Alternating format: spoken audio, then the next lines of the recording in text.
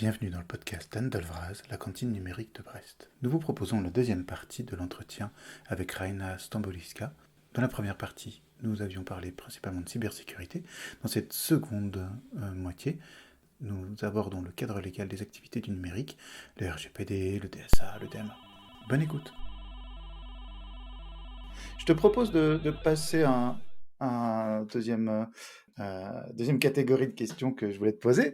Euh, on va dire depuis les activités du numérique ont eu un encadrement relativement permissif ou léger depuis leur popularisation, on va dire depuis les années début des années 2000, fin des années 90. Et puis maintenant on commence à se rendre compte qu'il faudrait peut-être un peu renforcer tout ça. On commence à avoir des outils, et en particulier au niveau européen, ça bouge. Donc on a le RGPD, et puis on a en ce moment discuté le DSA, le DMA. Je sais que c'est des choses sur lesquelles tu travailles beaucoup. Est-ce que tu peux nous expliquer un peu comment, déjà, c'est quoi la différence entre ces trois outils, comment ils s'articulent, comment on peut y voir clair là-dedans?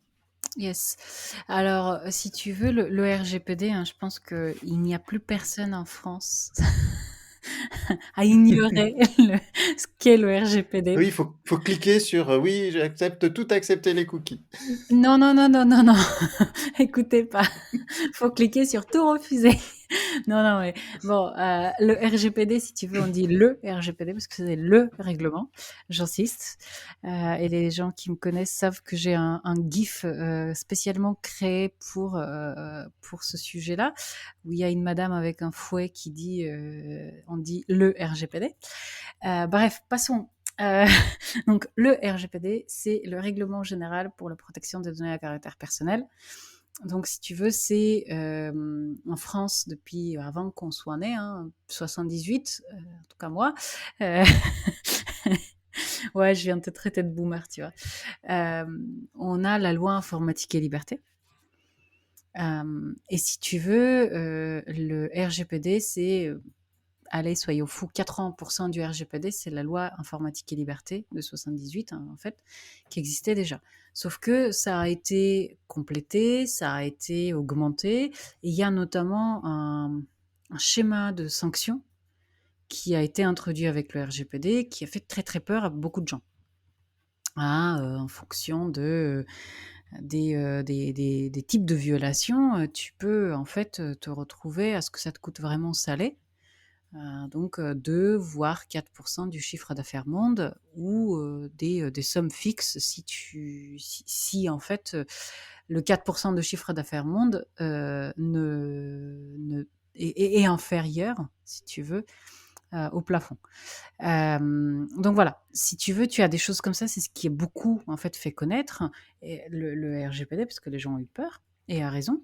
Mais en fait, ce que fait le RGPD, c'est redonner des droits aux individus, hein, aux personnes comme toi, moi, Mhm. sur leurs données. Et en fait, commencer un peu, voire beaucoup, à harmoniser ces exigences-là déjà sur le territoire de l'espace économique européen. Ça Mhm. dépasse un tout petit peu l'Union européenne à proprement parler. Euh, Et en fait, depuis ce qui s'est passé, c'est on se rend compte aujourd'hui que tu as quand même beaucoup de pays ou des États tels la Californie, etc., qui ont en fait commencé à adopter des textes similaires, tu vois, pour en fait avoir un encadrement plus propre des données à caractère personnel de leurs résidents. Parce que le RGPD concerne Oui. les résidents européens, pas les citoyens, pas seulement les citoyens. Et, Ça, c'est important à le rappeler parce que je peux très bien venir Mhm. du Pakistan si je suis résidente dans un pays de l'espace économique européen, en fait, je profite des protections du RGPD. Mhm. Euh, si tu veux, donc là, on a en fait un cadre qui est assez spécifique, qui est vraiment vie privée, si tu veux. Ouais. Euh, Données personnelles, consentement éclairé. Voilà, vraiment avec on va dire, une interface assez intéressante avec des choses plus spécifiques telles que le code de la santé, des choses comme ça, hein, qui concernent en fait cette fois plus spécifiquement tout ce qui est données de santé.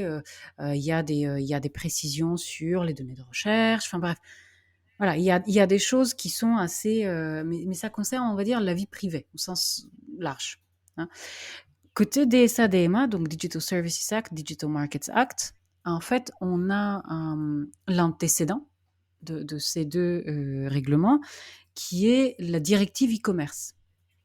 En France, Mhm. il y avait la LCEN, hein, la loi pour le C pour commerce électronique. Je sais plus ce que c'était. Oh là là, c'est la honte. L'économie numérique, Oui, peut-être, c'est ou... ça. on retrouvera, on C'est ça. retrouvera. Donc la LCEN 2004. Et donc, si tu veux, elle qui a été modernisée, etc., par notamment la loi pour une république numérique de 2016. Et donc, si tu veux, au niveau européen, on est en train de faire la même chose. Hein, on est en train, en fait, on a pris la directive e-commerce qui date de 2000, donc elle est assez, si tu veux, ancienne. Hein. En 2000, on n'avait pas du tout les mêmes Ouais, préoccupations qu'on a aujourd'hui. ouais. Voilà. On aurait eu du mal, sans doute, à imaginer, à faire une science-fiction crédible de ce qu'on est en train de vivre, dans le détail, en tout cas. Ah, dans le détail, clairement, oui. Après, de la SF, on en a beaucoup fait, hein. Mais bon, voilà. Et donc, si tu veux, la question était, OK, comment est-ce que, en fait, on met à jour, on modernise ce cadre-là pour toute l'Union, voire tout l'espace économique européen? Comment est-ce que, en fait, on interface aussi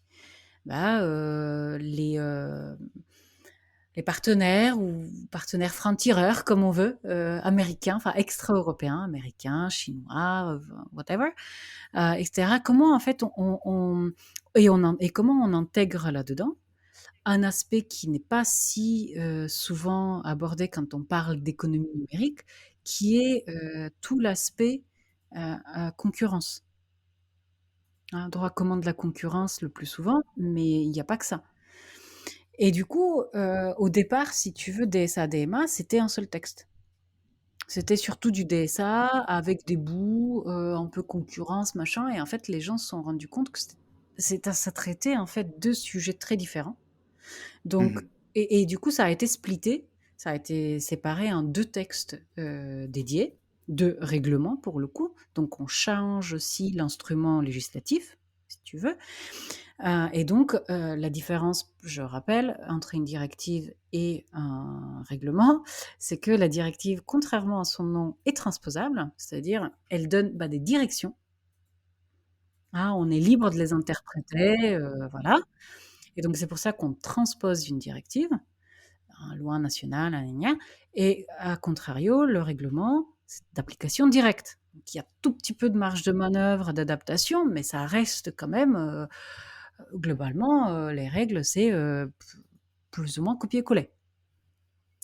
Et donc, en fait, on s'est retrouvé avec ces deux textes qui vont assez souvent de pair, qui par contre ont des teneurs et des objectifs très différents. Le DSA, on en entend beaucoup parler parce que ça concerne les grandes plateformes. Sous-entendu les big tech, sous-entendu les GAFAM, y compris, tu vois, ce que certains parlementaires européens les nomment en fait, en gros, même pas un mot couvert, quoi.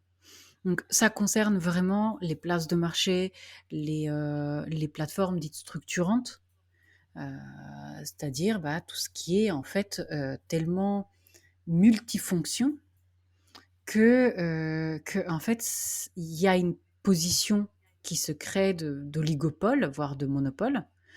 Et donc, il y a énormément de choses qui se passent, en fait, qui se matérialisent dessus. Typiquement, tu prends Facebook, à la base, c'était pour que les étudiants de je sais pas quelle université restent en contact. Aujourd'hui, tu as du Cambridge Analytica, tu as un ciblage en termes de publicité politique qui est juste hallucinant, etc., etc. D'accord. Et donc, Oui, et en puis, fait, qui rachètent d'autres services, c'est ça. qui les connectent entre eux, C'est ça. euh, Et donc, et puis qui deviennent en fait la plateforme sur lesquelles les autres C'est ça.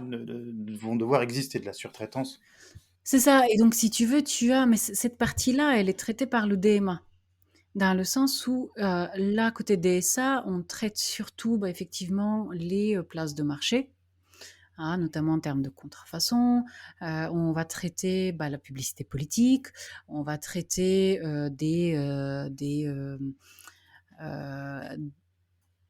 ouais, on va traiter différents sujets, mais ça va vraiment être régulation des contenus.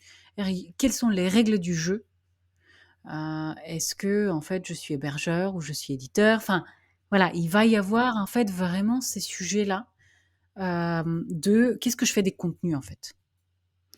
Et sur l'aspect, en fait, développement, de ces plateformes-là, sur l'aspect vraiment, croissance extérieure, hein, externe, pardon, comme on dit souvent, c'est-à-dire le rachat et cetera. Là, ça va être géré côté, DMA, qui est vraiment le pendant concurrence, si on veut, de ces sujets-là et qui est, à mon sens, beaucoup plus intéressant que le DSA, en tout cas beaucoup plus important, mais qui est aussi beaucoup plus technique parce que le DMA va en fait prendre appui sur le droit commun de la concurrence qui existe déjà. Hein, c'est oh je t'ai vu, tu es en situation de ligopole ou je vais te sanctionner. Ok, bon ça arrive a posteriori donc il Oui, faut que je aux États-Unis, en ce moment, il y a de vraies volontés d'utiliser ces lois antitrust voilà. contre les grandes plateformes. Et le problème, si tu veux, qui a déjà été constaté, mais pas seulement par le DMA, hein, c'est une tendance globale. Hein. Il y avait déjà un rapport sur les plateformes structurantes par des parlementaires français, notamment Valéria Formusian, euh, qui, si tu veux, mettait ça en avant avec toute la structuration de marché multiface, machin. Tu vois, je vais pas, je vais essayer de pas assommer les auditeurs et auditrices. Mais voilà, il y a, si tu veux, ces sujets-là, en fait, c'est pas le DMA n'a rien inventé, entre guillemets. Mais donc, tu as l'aspect, ok, je constate, il faut clarifier les règles de concurrence qui font que, en fait, je vais constater des violations de ce droit-là. Et en fait, comment je vais les sanctionner? Mais tout ça, c'est du a posteriori. Le DMA arrive, et d'autres discussions, d'autres débats, etc., en fait, arrivent en amont en disant aussi, attends, c'est compliqué de sanctionner, c'est compliqué de faire machine arrière.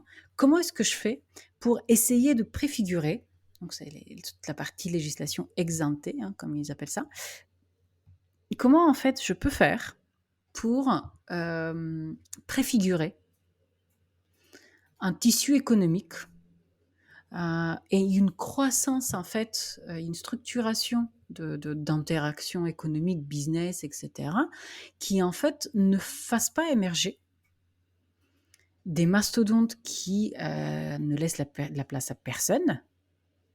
Et comment en fait je suscite justement l'émergence d'acteurs pas nécessairement aussi gros, mais toujours innovants, parce que en fait les petits innovants, trop souvent, leur, si tu veux, ambition principale, c'est de se faire racheter par les gros. Le cas typique. Ouais, mais en fait, voilà, en fait, on se rend compte que les gros deviennent de plus en plus prédateurs de données à caractère personnel, mais pas seulement. Et donc, en fait, il faut avoir une façon de faire qui, non seulement, en fait, sanctionne des abus, une fois qu'on a constaté qu'ils sont faits, mais aussi évite qu'on en arrive en fait, à ce niveau-là. Et donc, c'est ça que le DMA essaye de faire. Il faut clarifier, renforcer les règles du jeu, mais que tous les acteurs puissent continuer à jouer. C'est ça. Non, mais si tu veux, c'est la même chose que je pense que c'est ce qui s'est passé. L'image à laquelle je pense souvent, c'est la grande distribution alimentaire, tu vois. Aujourd'hui, tu peux trouver, je sais pas moi, bon, je vais prendre une marque au pif, mais tu peux trouver Bonduelle chez Carrefour, chez Intermarché, chez Monoprix, chez Franprix. Bon, ben, enfin, tu vois ce que je veux dire? Il a fallu à un moment donné faire en sorte que bah, la distribution puisse profiter à tout le monde. De même que, je sais pas moi, Michel et Augustin, tu peux le trouver partout, même avant que ça se fasse racheter par un gros, tu vois. Mais c'est la même chose en fait pour les services innovants produits innovants qu'on essaye, si tu veux, d'inventer et qui essayent de se faire une place. Comment je fais en sorte de ne pas me faire phagocyter très très vite par quelqu'un qui va en fait tuer ce que j'ai de différenciant, d'original, de vraiment différent, quoi. Et en fait va en faire un truc à l'image d'eux. Et là, il ne s'agit pas que des gros, hein, enfin que des Américains, je veux dire, il s'agit d'autres, les BATX chinois, ils sont, tu vois, Ils sont sur le même modèle, ouais. ils ont des velléités, ouais, qui sont, si tu veux, un peu similaires. C'est pas, il y a des Mmh. sensibilités différentes, il y a des approches différentes, etc. Mais en fait, on se retrouve avec des gros qui peuvent se permettre de plus en plus, en fait, de développer des choses, y compris à perte, parce qu'ils ont les moyens, et donc d'investir de plus en plus, en fait, de secteurs différents, au détriment des petits qui, en fait, eux, ils ont un service ou un produit vraiment innovant, mais qui peinent à se faire une place parce qu'il est occulté par quelqu'un dont le service ou le produit n'est pas nécessairement terrible, mais peut se permettre de vendre à perte. Ouais. Tiens. Et donc, et le DMA, en fait, c'est ça que ça essaye de structurer, de préfigurer. Bon, franchement, c'est super compliqué comme sujet, hein, au sens où, Mais je crois que tu l'as bien explicité, ouais, je pense que c'est beaucoup plus clair, comme tu voilà, les articulations entre les trois niveaux, leur place, historique puisque, donc il y en a qui sont déjà à l'œuvre, le RGPD et qui a montré, son efficacité. C'est pour ça, comme tu l'indiques, que, bah, on le copie, il fait peur et cetera. Le DSA et le DMA qui, eux, sont en cours, de travail et voilà, devraient arriver bientôt. Et bientôt aussi, c'est la présidence tournante de l'UE qui arrive à la France, hein. La France a dit le numérique serait une de nos priorités. Je pense qu'ils l'ont dit. Je me demande combien de priorités ils ont, mais en tout cas, qu'est-ce que toi qu'est-ce que tu penses qu'ils vont pouvoir insuffler en fait dans cette priorité? C'est quoi qui arrive après en fait le DSA, le hmm. DMA, au niveau UE?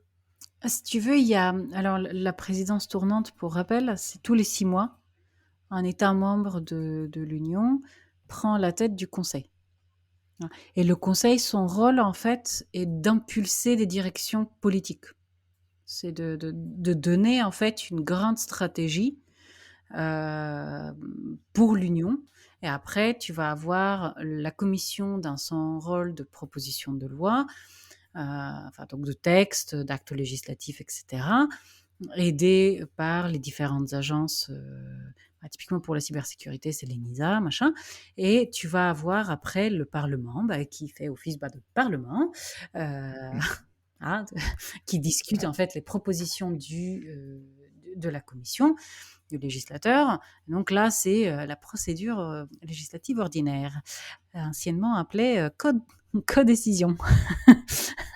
C'est bon, j'ai le cours, le cours de Ouais, c'est structuration. bien, on a la pyramide, on voit Voilà. bien le trajet. Voilà, en fait, c'est beaucoup moins pyramidal que ça, c'est beaucoup plus finalement horizontal avec énormément d'allers-retours, etc. Ce qui fait que ça peut en fait paraître très illisible parce qu'il y a, en fait, plus on veut faire de la démocratie, plus en fait on essaye d'impliquer des gens, et plus on essaye en fait de parler à plein de gens, à écouter plein de gens, à arriver à des consensus. Et donc plus en fait on a l'impression que c'est un boxon pas possible, quoi. Mais bon, ça c'est voilà, on n'a pas 4 heures, même si le bac philo se profile, mais on n'a pas 4 heures, donc je passe là-dessus. Et donc en fait, la présidence tournante de l'Union, c'est tous les 6 mois, en fait, un pays membre prend la présidence du Conseil. Et donc la France prendra la présidence du Conseil le 1er janvier 2022. Donc il y a beaucoup de choses, si tu veux, que cette période-là portera, hein. Déjà, il va y avoir les élections présidentielles françaises qui vont coïncider avec ça. Donc, c'est un alignement des astres, si tu veux, qui est assez intéressant, qui est rare. Et en fait, il y a des chances que, ne serait-ce que parce qu'il y aura la campagne présidentielle française, qu'on ait une visibilité donnée au sujet européen beaucoup plus importante de par la campagne que ce serait été d'habitude. Et donc, dans les priorités qui ont été annoncées, notamment par Clément Beaune, Mhm. il y a quelques jours, il y a trois grandes priorités, hein. Il y a toute la partie relance économique, sociale, la partie Green Deal, enfin tout ce qui est environnement, et la partie numérique. Et donc, dans le numérique, il y a notamment, si tu veux, deux grands sujets qui semblent émerger. C'est le DSA, Ouais. et sur les aspects cybersécurité, c'est la directive Nice. Donc l'objectif, si mes sources sont bonnes, serait en fait d'avoir une finalisation et donc une adoption du DSA et de la directive Nice, en sa version 2, sous présidence française. Ok. Et après, on verra le reste, advienne que pourra. Non, non, j'exagère, mais voilà.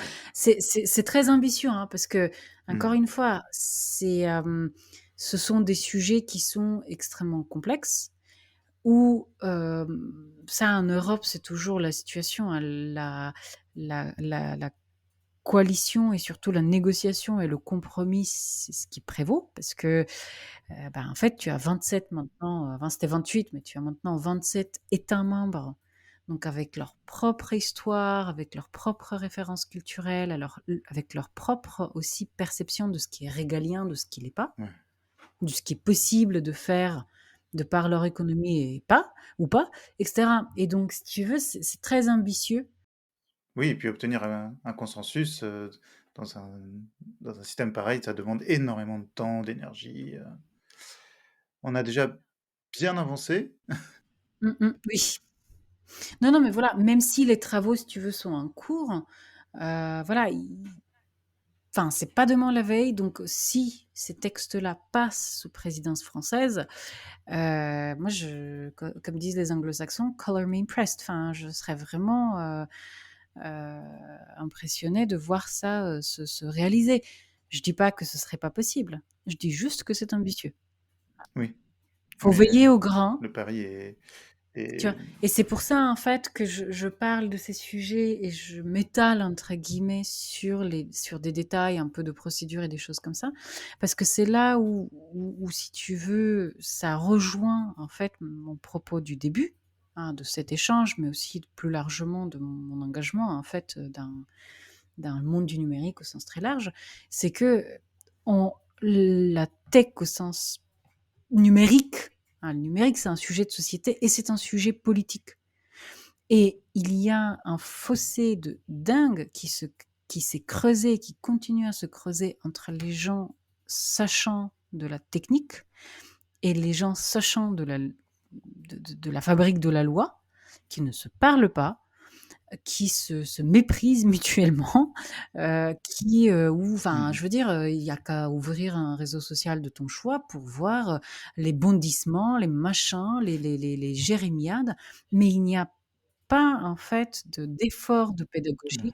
Les manques de contrôle de soi et Non, non, de... mais ça, si tu veux que des gens veuillent se donner un spectacle, j'y peux rien, hein, c'est leur choix, je suis personne pour juger. Mais tu vois, mais il y a quand même un engagement citoyen, tu veux, qui me paraît vraiment manquer cruellement, qui est: est-ce que tu connais ton ou ta députée et pourquoi? Qu'est-ce que tu attends pour aller les voir? Mhm. Tu vois? C'est ça, avoir un élu et avoir voté pour un élu, tu vois? C'est pas juste pour s'écharper en période préélectorale et aller déchirer ou coller des affiches pour un machin, pour un bidule. Ouais. C'est pas ça l'exercice civique. Donc, et il faut pas oublier que les élus, ils et elles peuvent très bien avoir des métiers par ailleurs, mais ce ne sont pas des spécialistes de sujets machins au même titre que moi, que toi, etc. Donc ces gens-là, on ne peut pas les blâmer d'être généralistes. Tu vois, si on les éduque pas, comment veux-tu qu'on s'en sorte? C'est pas Oui, possible. certains ont Donc, des appétits ou des connaissances de par leur formation ou par leurs intérêts bien sûr. personnels ou leur histoire qui peuvent les amener à avoir ces compétences-là, mais c'est vrai qu'ils ne sont pas omniscients. La représentation, c'est sur toute la durée du mandat, et pas simplement, comme tu le soulignes, Ouais, au tous les moment X années, du bulletin enfin, ouais. dans l'urne, ou quand on Ah appuie sur le ouais. bouton de la machine à voter électronique. Ouh, tu vas pas me lancer là-dessus, s'il te plaît. Non, non, non, on n'a plus le temps. Si les gens veulent continuer, si des auditeurs ou des auditrices veulent continuer à profiter de tes analyses, euh, ils peuvent consulter ton blog, 50 nuances d'Internet, sur ZDNet. Tu as, je crois, une infolettre, une newsletter. Euh, Ouais, on peut c'est ma petite s'abonner. newsletter mensuelle. Ouais. Mensuel, donc ça va. Elle fait 50 pages tous les mois. Non, même pas, même pas. Mais tu sais, c'est parce que j'ai pas le temps, en fait, d'écrire. Non, parce que, en fait, quand j'ai commencé à penser à cette infolettre-là, on m'avait dit, ouais, tu connais les Monday Letters. Ouais, je vois bien le principe, sauf que c'est tous les lundis. Et j'ai pas le temps, moi. Enfin, juste, Il n'y a pas assez ça de jours prend dans la du temps, semaine. en fait. Il y a pas, et même s'il y avait un jour de plus, je pense que ce serait pareil, on le remplirait quand même. Donc, du coup, en fait, je me suis dit, voilà, je vais garder une fréquence mensuelle, parce que, en fait, la demande, si tu veux, de départ était, on m'avait dit, ouais, quand même, tu fais beaucoup d'interventions médias, tu écris à pas mal d'endroits, parfois tu te lances dans des threads Twitter, machin, etc. En fait, si je veux lire Raina, je fais où? Et c'est comme ça que c'est parti. Bon, si tu veux, ça a évolué dans le sens où il y a du off, il y a des petites anecdotes un peu rigolotes de temps à autre, il y a des choses comme ça. Mais voilà, je trouve que c'est une façon vraiment sympa d'interagir avec les gens, où il y a justement, c'est on prend le temps. Moi, je prends le temps pour l'écrire, les gens prennent le temps pour la lire. Tu vois, il n'y a pas besoin, en fait, de se jeter sur le truc, de réagir à chaud, machin, et des trucs comme Hmm. ça qui, finalement, n'apportent pas grand-chose. Tu vois, et de temps en temps, j'ai des retours rigolos moi, je parle de diversité et de violence sexuelle, et un admin me répond en privé en me disant, tu sais que notre filtre anti-spam t'a classé un spam parce que t'as parlé de sexe. Super. Te voilà catalogué. Voilà, voilà. Ah ouais, ouais, alors que j'avais parlé de violences sexuelles et sexistes Hmm. en ligne, quoi. Donc c'était un peu bizarre. Mais bon. Donc bon. Et puis pour tout ce qui est à chaud, justement, donc la lettre c'est pour les choses qui sont refroidies, et pour ce qui est à chaud, tu es très, je le crois, active sur le réseau social, sur le média social Twitter, avec un handle, avec un pseudonyme, Malicia Rogue. Ça vient d'où? C'est Pourquoi tu as choisi ce... C'est les X-Men. Parce que, parce que si tu veux, depuis en gros mes 19 ans, j'ai une mèche blanche, naturelle en fait. C'est ça le secret. Et ah ouais, ouais. Et en fait, et en fait, j'avais cherché un truc, tu vois, pour un nickname sur IRC, machin. Et en fait, je me suis dit, ouais, vas-y, ça s'est pas pris. Du coup, je vais prendre ça. Et après, il y a eu, si tu veux, bien sûr, il y a pas que ça, hein, mais si tu veux, ça, j'avais découvert, plus ou moins en même temps les X-Men, donc que ce soit le comics, que ce soit les films, parce qu'à l'époque, il y avait pas tant de films que ça, il y avait surtout les comics. Et en fait, ça avait fait mouche, si tu veux, la représentation en fait des interactions, de ce qui est différent, de ce qui est nouveau, de ce qui en fait ce qui fait peur, de ce qui est inconnu, hein. Toute ressemblance avec le sujet dont on vient de parler est purement fortuite. Ça avait fait mouche, si tu veux, avec un livre de hard SF, on va dire ça comme ça, un 2 volumes que j'avais trouvé très bien, qui s'appelle Les enfants de Darwin et l'échelle de Darwin. Donc, c'est les deux volumes. Et en fait, que moi, jeune généticienne, j'avais trouvé ça super parce que, en fait, le bouquin, si tu veux, notamment le volume 1, parlait surtout de l'aspect, il se passerait quoi si des parties du génome humain, en fait, si tu veux, qui sont dormantes, s'activaient. Et en fait, on est dans la situation où tu as en fait, une nouvelle espèce humaine, hein. C'est pas Homo sapiens, c'est autre chose, hein, comme il y a eu le Néandertal, voilà. Et il se passerait en fait quoi si des enfants, finalement, hein, de Mmh. cette nouvelle espèce apparaissent dans la population humaine actuelle. Et le deuxième volume, donc ça, le premier volume, c'était très génétique. Moi, c'est ma formation première, donc voilà, j'avais kiffé ma race. On va dire ça comme ça. Et après, si tu veux, le volume 2, c'était vraiment l'aspect social et sociétal de ce truc-là.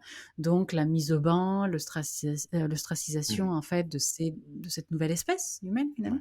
Et donc, du coup, ça avait fait mouche avec les X-Men. Du coup, je me suis dit, tiens, c'est rigolo, quoi. Des parallèles avec les X-Men, Voilà. et les mutants, qui sont justement, voilà, toi aussi ostracisés. C'est ça. Et tu vois, et du coup, en fait, je me suis dit, tiens, je vais continuer à explorer ce truc-là. Et après, je me suis retrouvée un peu dans cette imagerie-là parce que je sais que aujourd'hui, si tu veux, je sais que ça s'appelle de la prospective. Hein, le fait d'essayer d'anticiper des choses, de comprendre pourquoi certaines tendances sont ce qu'elles sont, comment elles se rejoignent, comment elles s'influencent mutuellement. Tu vois, quels peuvent être les catalyseurs dans une direction ou dans une autre, c'est quoi les signaux faibles, hein, qui sont maintenant une expression très dévoyée.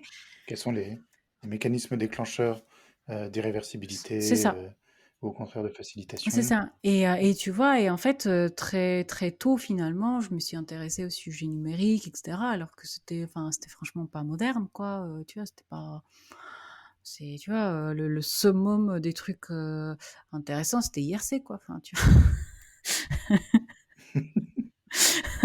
Non, j'exagère à peine, Parfait, mais IRC. ouais, ouais, non, mais voilà, j'exagère un peu, mais voilà, c'était un peu l'idée, tu vois, où on était tous et toutes en béatitude face au blog qui, tu vois, et à l'utopie originelle d'Internet qui allait nous permettre de Mmh. tous se prendre par la main et de chanter, tu vois, We are the world, et tout ça. De démocratiser la connaissance et par là, de réduire les différences entre tous les êtres et au final, on voit que, bah, structurellement, on n'y est pas Oh, encore tout à voilà, fait. on a quelques difficultés, on va dire, à aller, à aller dans ce Ouais. sens-là et à anticiper et à prévenir la fragmentation et surtout l'espèce d'enclave politique, hein, qui sont aussi traduites par des pratiques techniques et technologiques en fait qui pas juste implémentent des décisions politiques, hein. Je veux dire, le système de crédit chinois, il implémente des décisions politiques et donc des valeurs politiques et de vision du monde. Et donc c'est en ce sens-là que ouais, la tech, le numérique, c'est politique, quoi. Enfin, Mmh. Complètement. Bah, merci beaucoup, Raina Stamboliska, c'était passionnant et ben, j'espère, que tu reviendras, nous exposer, la suite de ces 4 heures, d'intervention, très bientôt. avec plaisir. Merci pour l'invitation et j'espère que ça aura plu à nos auditeurs et auditrices. À bientôt. Voilà, c'est la fin de la deuxième partie de l'entretien avec Raina Stamboliska. Nous espérons que cela vous aura plu autant qu'à nous. Vous pouvez nous envoyer vos commentaires, vos questions, soit par email à coucou@lacantine-brest.net, soit via Twitter sur le compte @AnneDolvraz.